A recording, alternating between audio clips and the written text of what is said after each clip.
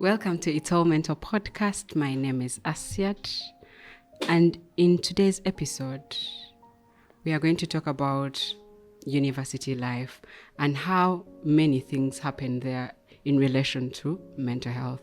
I know most of you have gone through this life, you've been there, and there are very many challenges that you may have interfaced that are related to mental health.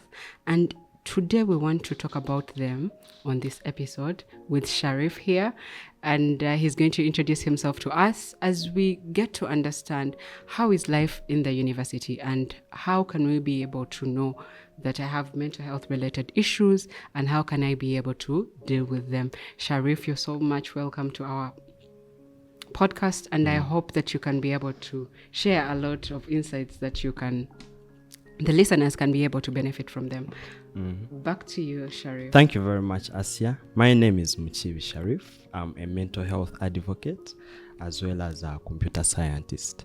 Yes, mental health is a common topic that has been discussed, but in relation to university life, it is actually there's an information gap. Most of the students come to the university when they are hearing this for the first time.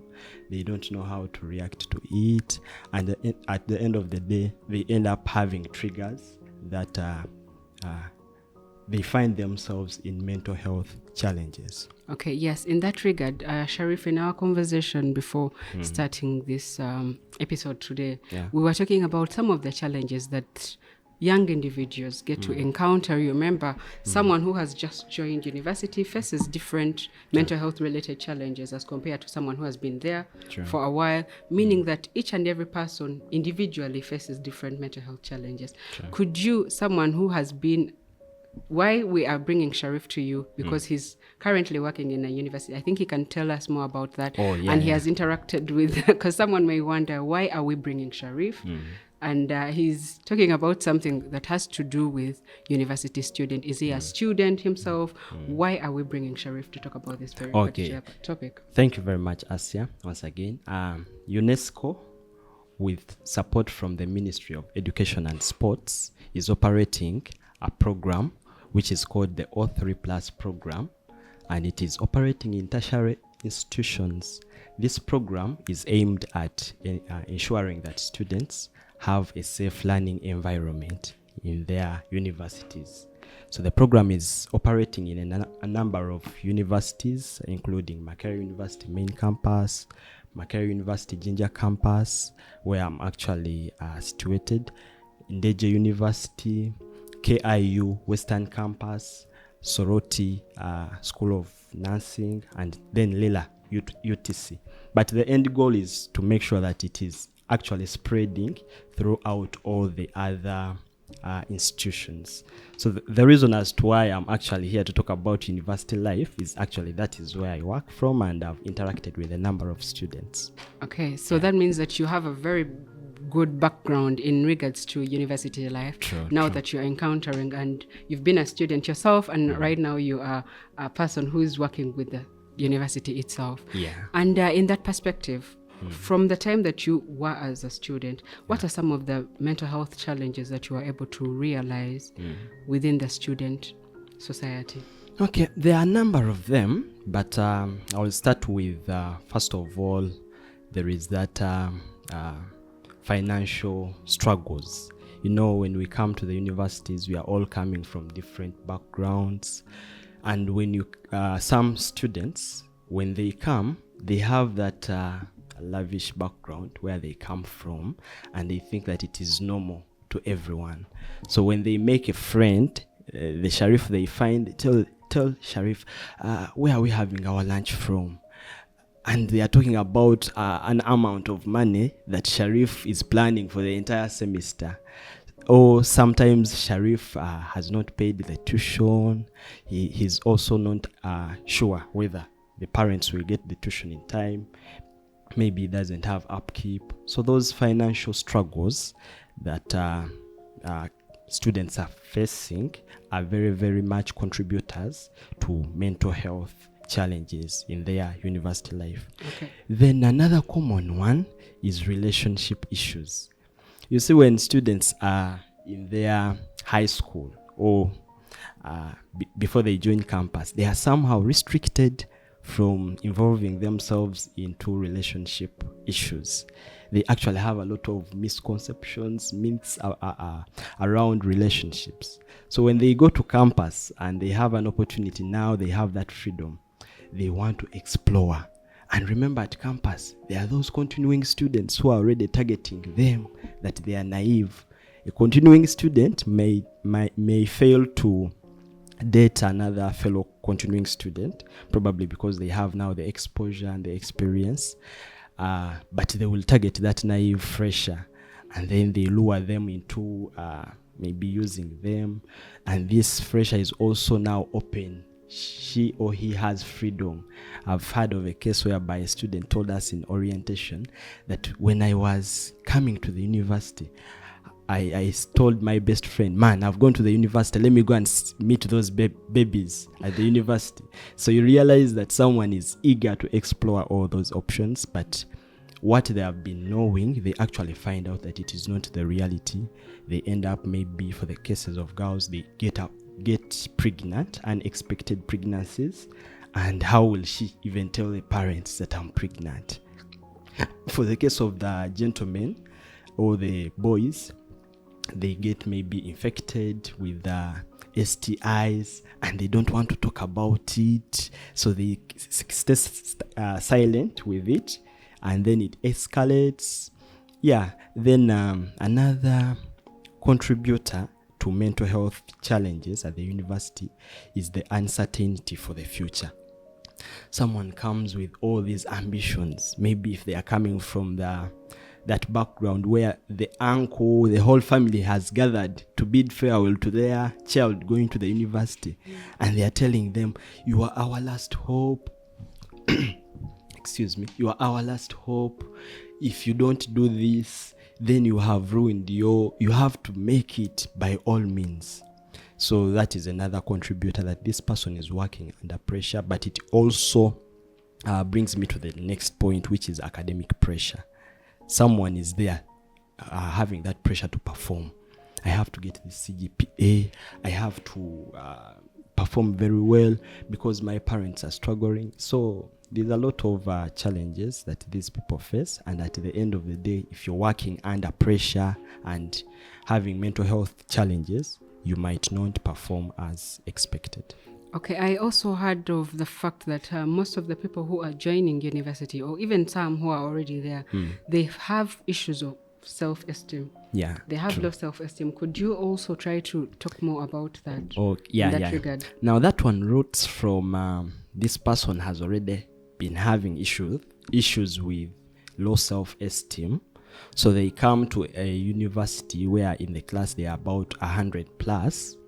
And they are seeing all these different people from different backgrounds with different lifestyles.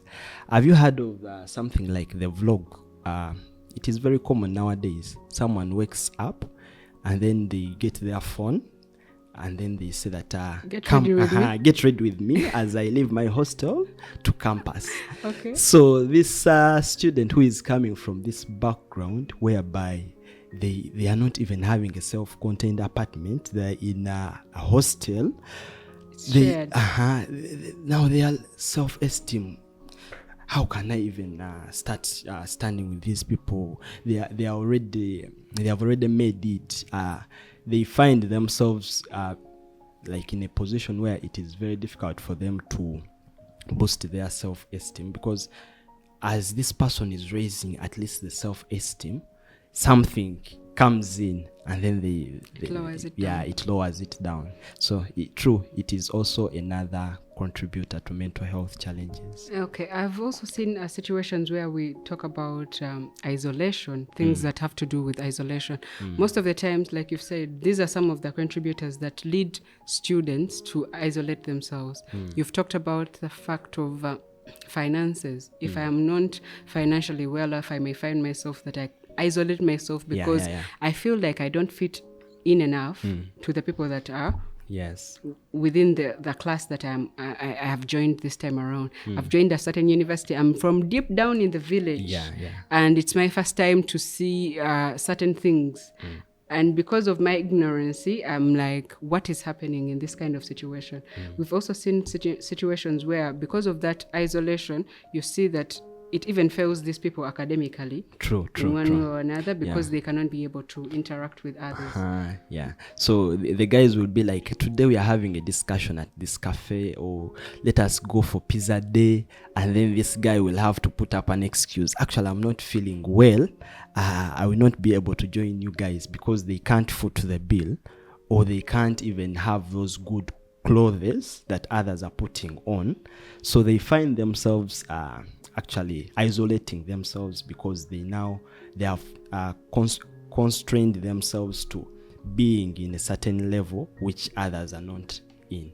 Okay, so in that regard, you feel like all these things that you've mentioned right now, these challenges that someone who has joined university, and then also the people who are continuing in university, these are some of the challenges that are contributing towards their mental health related issues. So could you say in this regard that the mental health related issues that they have is more of depression and anxiety? Could you mention some examples that you've seen right now in the university where you are in Makerere Jinja campus? What are some of the things that you are seeing, and the signs that these students portray in regards to these mental health challenges like depression and anxiety? Yeah, true. Most of the curve bends towards depression cases, and in the worst cases, we are seeing a trend whereby it is very difficult for the boys to open up. We've seen cases of students dropping out of the university because maybe a girl rejected him, and the girl rejected him in an embarrassing way that they can't find the guts of coming back to the university lecture rooms. So they end up getting depressed, and most of the times depression comes in, and these people think about coping up mechanisms. Now, that is where the challenge is, the coping up mechanisms. Someone might go into now alcohol addiction. They have not been doing drugs. They start doing drugs. They find something to fill in the gap, but what they find might even bring long-lasting impacts onto their lives, and they end up having their health now affected.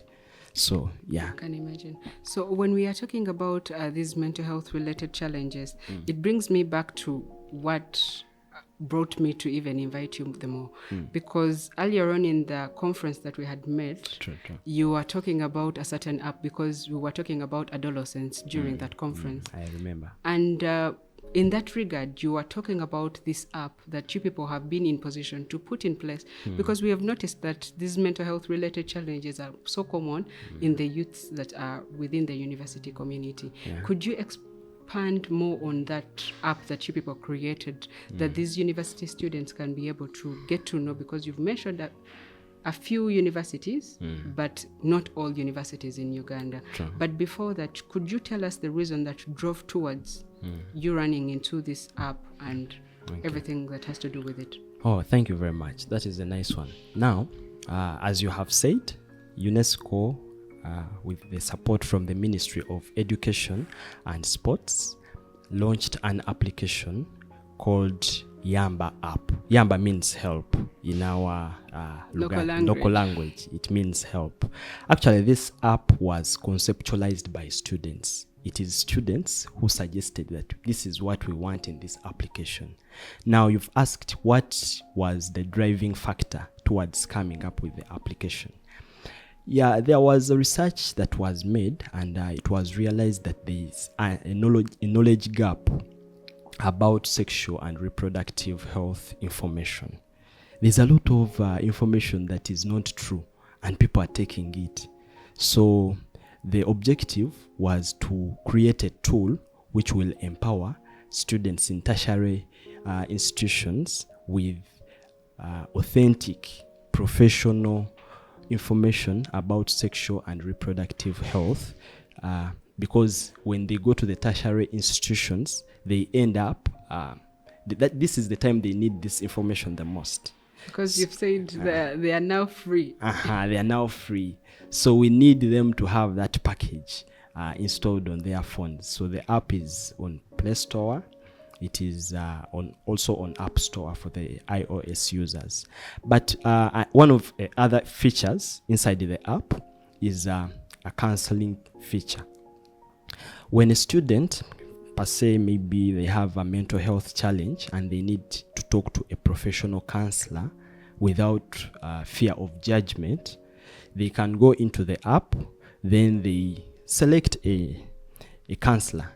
All the institutions that I've mentioned have a list of professional counselors that have been added to the app. So this person can either choose to be anonymous and discuss with the counselor about what is affecting them, or they can book an appointment if maybe they have started with being anonymous and then they feel comfortable, they meet up. But what we are looking at is the professional counseling in it.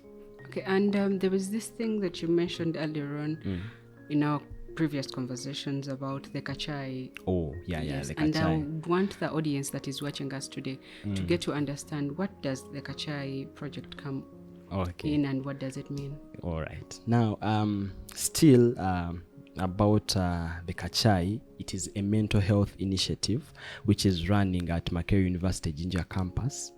The Kachai was introduced to be a space for students to open up about their mental health challenges. So it is an informal setting whereby students gather, not in a lecture, it is an informal setting. Students gather over tea with maybe roasted corn, so they feel free to open up about their mental health challenges. It is a space which is free from judgment. The Kachai comes from that tea part. Yeah, we want to create an environment which is friendly. You know, sometimes people want these services or they want to open up, but when they go to a professional setup, they feel out of place.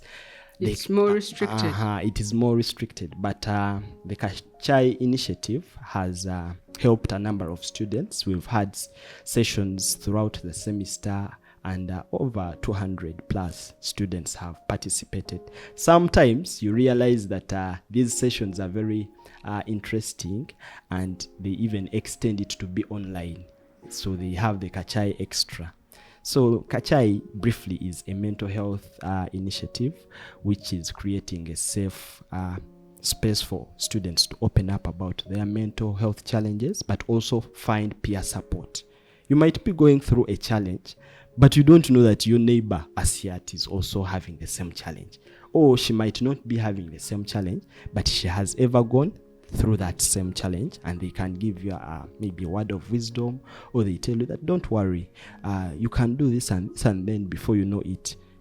So we've had cases whereby a student might not open up to their lecturer that having a relationship issue and maybe this is what is happening, but they can feel free to open up amongst their fellow students, because the rule is what we talk about stays in the rooms, and there is confidentiality. There is confidentiality, and that is what most students want. Sharif, in that regard, there is a background that you people had where you said there were some of the success stories that some of the students were able to realize in regards to suicide, because we have seen a lot of university students tending to commit suicide.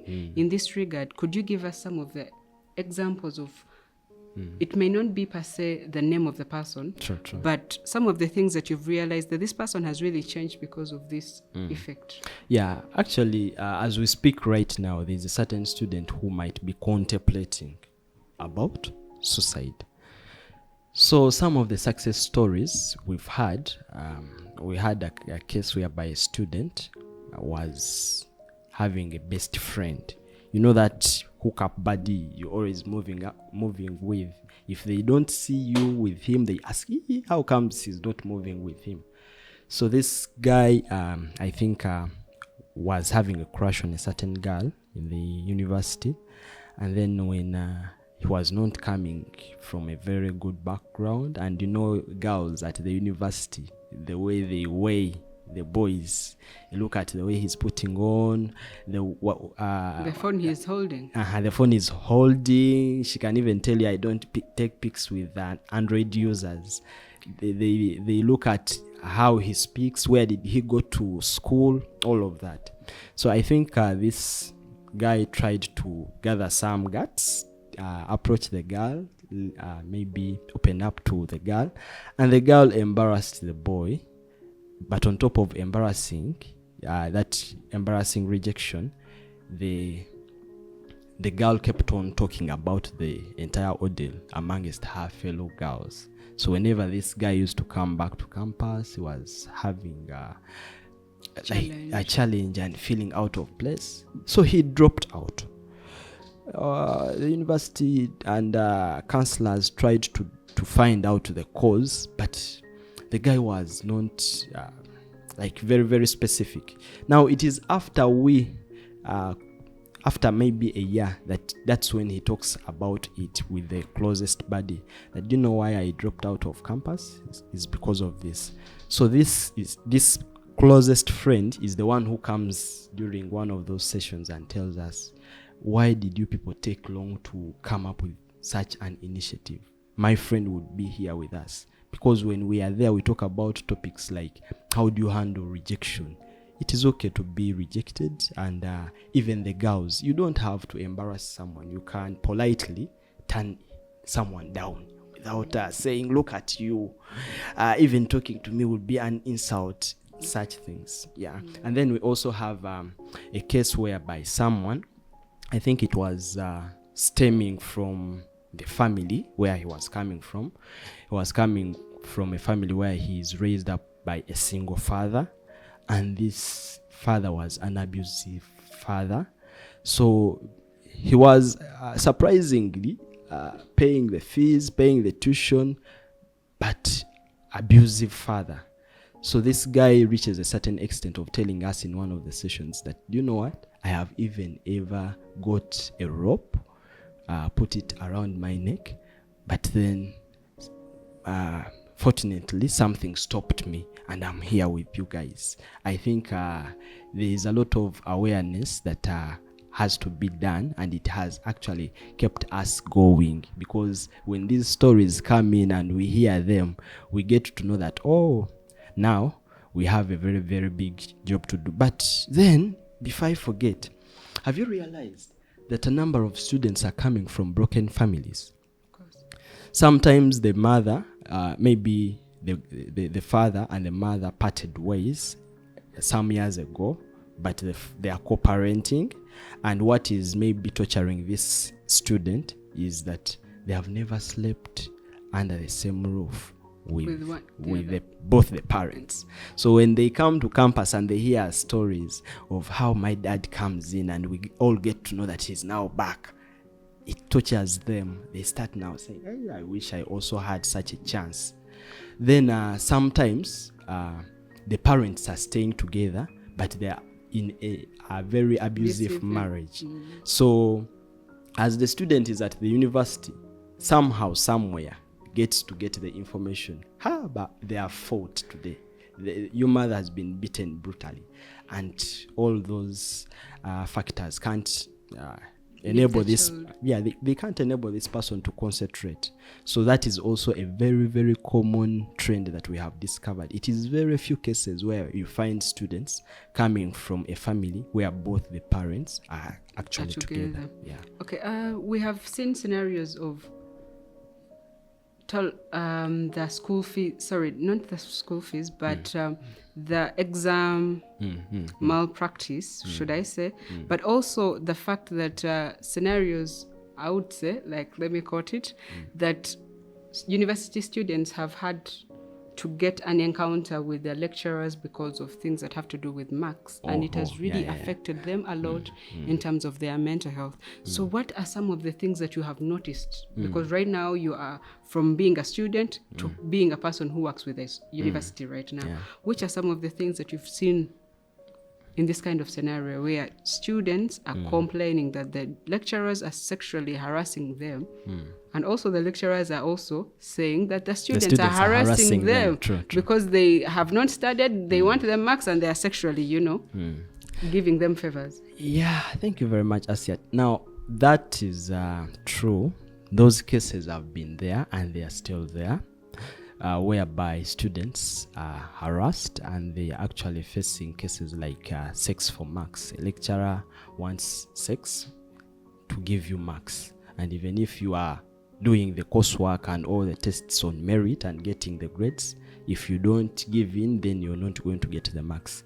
Those cases have been there, but from the institution where I come from, Makerere University has launched what they call a safeguarding policy, where they actually have opened up doors to, they have put their ears on ground to capture any cases whereby a student is facing such a challenge. They have put out links where a student can go and report and get help.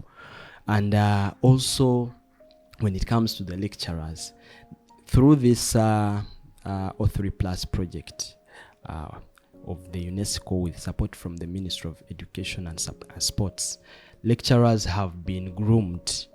They have been oriented that actually this is how best you can prepare yourself in case of a student trying to harass you. So we thought that lecturers know it all. But actually, when it comes to this regard, whereby a student comes in with a skimpy skirt, and then at the end of the day are telling you that I want this, just tell me the location where to find you. You get. So I think there are some initiatives of awareness, and it is extending in all institutions to try our level best to curb this. But I will still say that our voice matters. You might not necessarily be the victim, but in case you see it taking place, speak about it and seek help. Then also those people who are going through it, you can speak about it and then get help. There are very many cases whereby students first graduate and then they come out and say, graduating. You know, some of the cases, students are crying at their graduation parties because they remember what they had to go through to make it to that point. It becomes very emotional for them. It becomes very emotional, but we encourage students to speak up. There are very many organizations, there are very many institutions that are having that initiative, which is going to help curb gender-based violence. In Makerere University, we have zero tolerance to gender-based violence in all forms. Okay, and also in regards to that, because we are looking at the digital world and there is a lot of cyberbullying that is happening. Previously, there is a certain news that is moving around, and they're talking about a certain student who was in a lecture room. They had an online lecture. I think you've heard about that. They had an online lecture, but this girl, I think, unfortunately, she forgot her video on, and then I think she was doing something else. Wow. So now you can imagine that right now it's moving all over, and this I can imagine the emotions that this person could be going through, because I don't feel like they can even come up again, because both their names are out right now, and they're talking about this university. We are seeing this person who is from this very particular course, send the videos. I've seen news moving around. Now I can imagine incidences that have to do with this cyberbullying on this, I understand. Digitalization. Yeah. So what are some of the things that you have seen that have to do with the digital world in the university? How is it happening in that area? Okay. Luckily enough, we are talking about this during the 16 days of activism. Yes. And the theme, I think it is ending digital violence, if I'm not mistaken. Yes, that's true. Yeah. So now, when it comes to digital violence, we first of all go back and we benchmark. Sometimes most of these students don't know that actually what they are doing is a crime. You've talked about that case. Someone forgot their camera accidentally, and then probably they are not putting on well, and then someone takes a snapshot and starts posting it around. People don't know that that is actually a crime that you can even be taken to court and you are reprimanded for that. So we need to do some awareness such that people can know that actually taking that personal content from someone without their consent is a crime. But again, I've seen some cases, because you've asked how has that surfaced in the university. I've seen some cases whereby, for example, you've had that long lecture or that long day, and then a student by mistake sleeps off in the lecture room. And when people sleep, some of their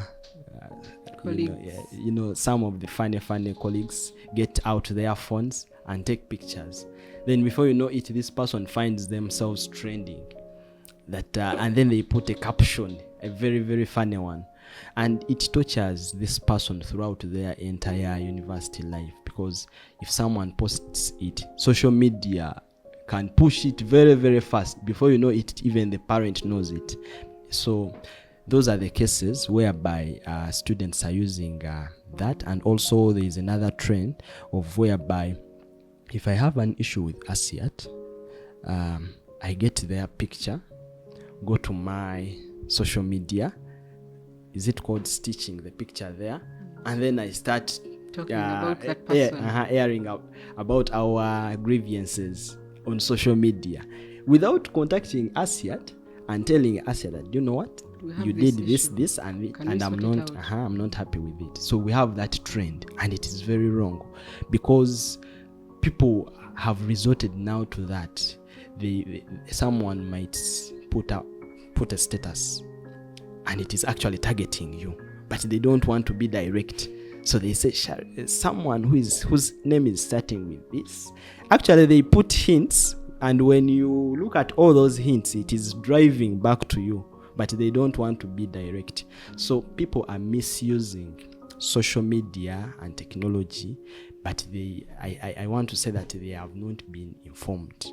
And we need to first of all inform them, and then exhaust all these forms of digital violence, such that someone knows that cyberbullying is a crime. Because for them, they do, students look for fun. For them, they do it out of fun. They want to trend. They want to get likes. They want to show that they are influential.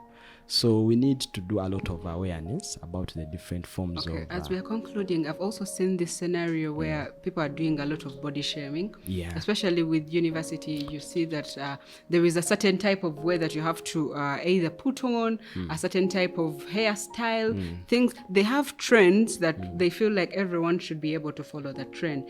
If we are small sized, someone who is in the other way around, they are not the same size as us, it's something that we are body shaming them about. Is that still common in the university right now? Yeah, it is very, very common. It is very common when it comes to size, when it comes to height, skin color. People have come up with, they're actually calling it memes.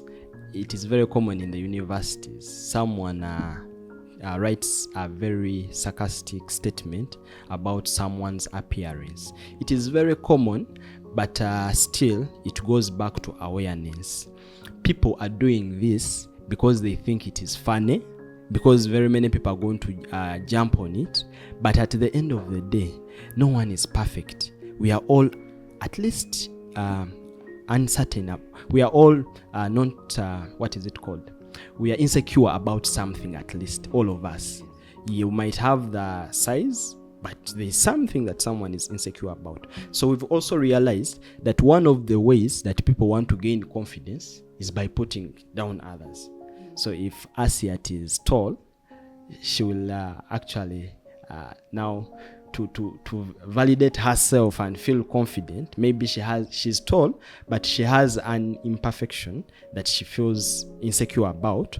But this other person of the opposite height has what she actually wants to have. So she finds something that she can point at on this person. So sometimes it is also going back to spreading awareness about being confident about yourself, self-awareness, that this is how I was created, and it is okay. I am okay.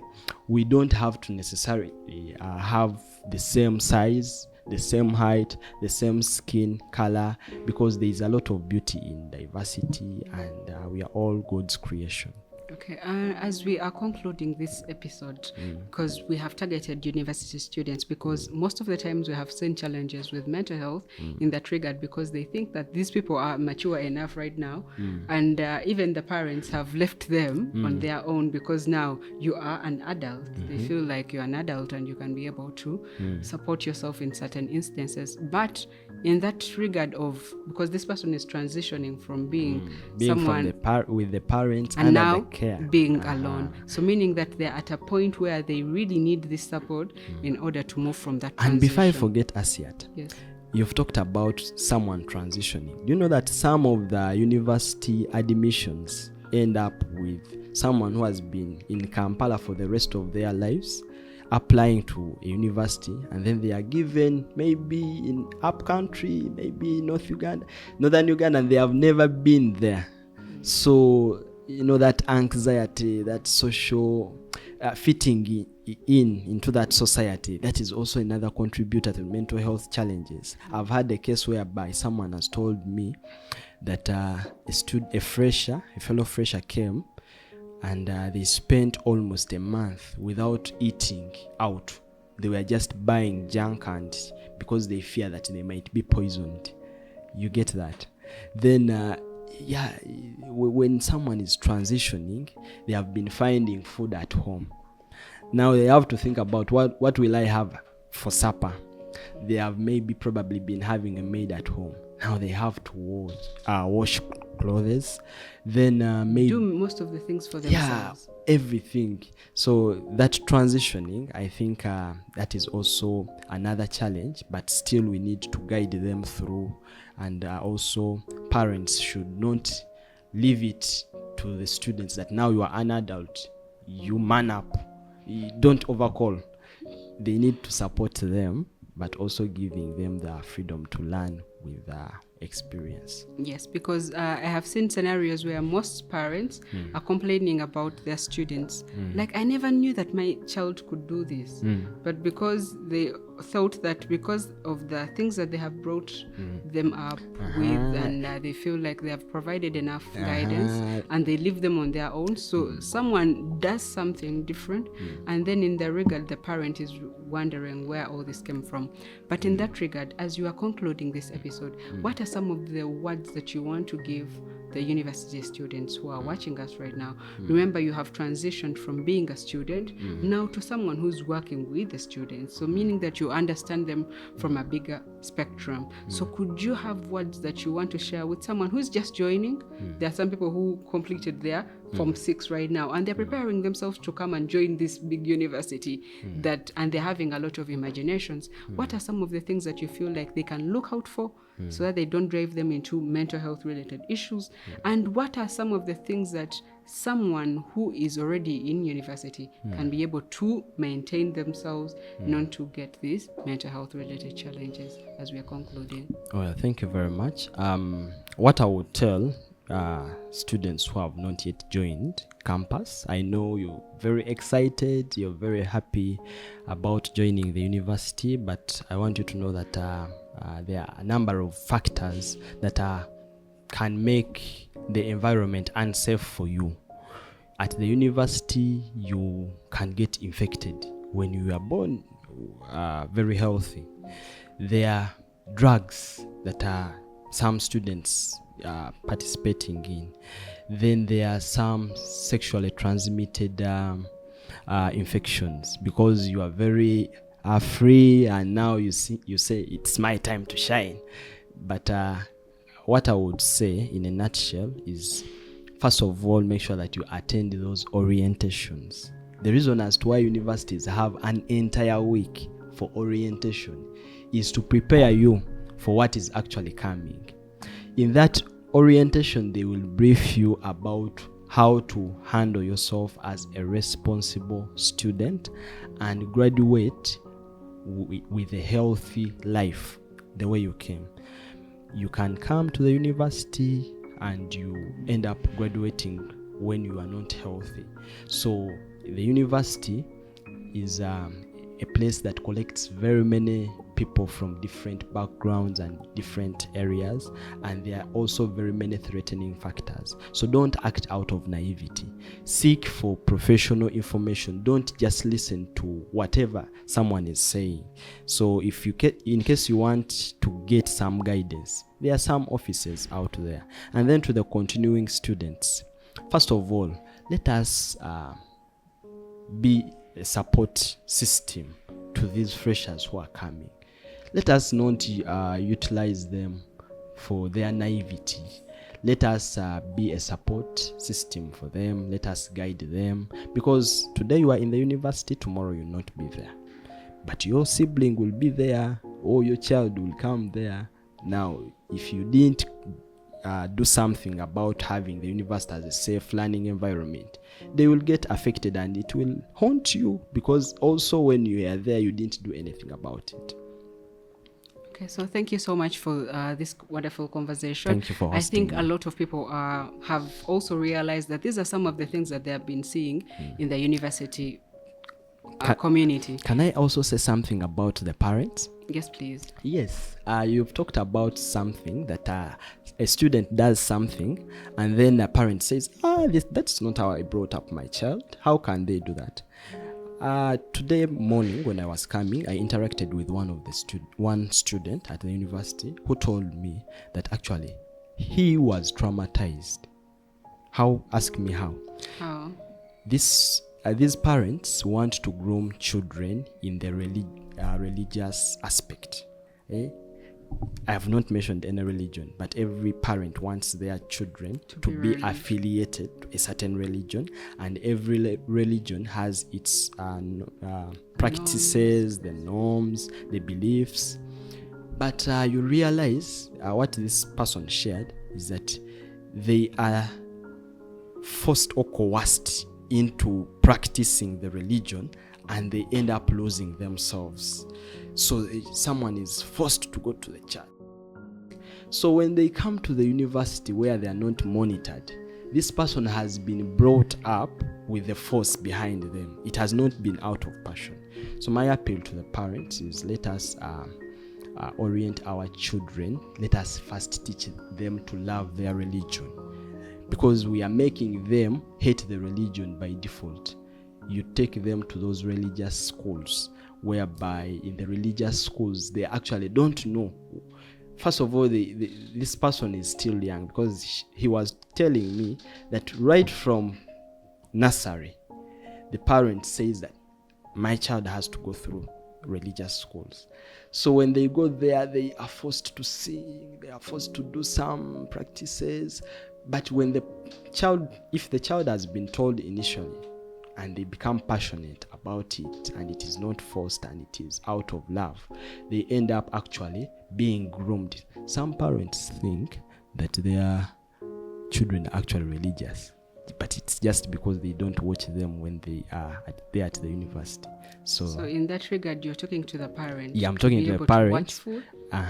The way they are grooming the children in the line of religion shouldn't be forced. Let them make it passionate, such that these children will be able to moderate themselves and be groomed. And by the way, Asiat, religion is one of the very, very good factors that grooms those students at the university. Someone will say, I will not drink, my religion doesn't allow this, I will not do this. Yeah.